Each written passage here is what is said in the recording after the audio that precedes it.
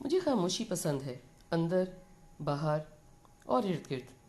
ایسا نہیں ہے مجھے دوستوں کے ساتھ ملنا، بات کرنا، گھومنا پسند نہیں ہے۔ ٹی وی دیکھنا، فلم دیکھنا، کسی بھی موضوع پر مثبت گفتگو کرنا کسی کو بھی اچھا لگتا ہے، لگنا بھی چاہیے۔ پھر بھی میں خود کے لیے یہ کہتا ہوں کہ انسان ایک سماجی اور معاشرتی جانور نہیں ہے۔ انسان خود کو بے قابو کر دیتا ہے، اس کے اوسان خطا ہو جاتے ہیں۔ یہ اس کی طاقت کی نہیں، کمزوری کی دلیل ہے۔ مگر انسان جانور تو ہے ہی نہیں۔ خود کو اور خود مختاری کو کبھی وہ گڈمٹ کر دیتا ہے اور بس، جیسے کہ وہ بہت سی اور قدروں کو گھول گھٹول دیتا ہے۔ ذرا ضرورت سے زیادہ خود اعتماد ہو جاتا ہے، بلکہ کہنا چاہیے خوش فہمی اپنا لیتا ہے اور خود کا بیڑا گرداب میں گھمائی رکھتا ہے۔ ایسا بھی کیا؟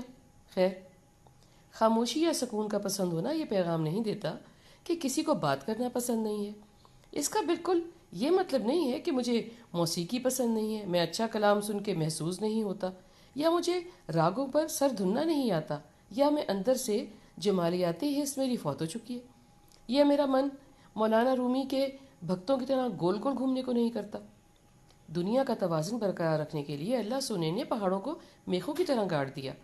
خبر یہ نہیں ہے کہ دنیا کا توازن برقرار ہے یا نہیں اور کیسے برقرار رکھا گیا ہے۔ خبر یہ ہے کہ اللہ پاک نے ہر ذی روح میں توازن رکھا ہے، دن رات میں، صبح شام میں، زندگی اور موت میں۔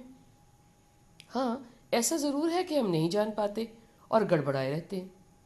ہم آہنگی کا خود کا ایک راگ ہے اور توازن کی خود کی ایک راگنی ہے، موسیقی ہے۔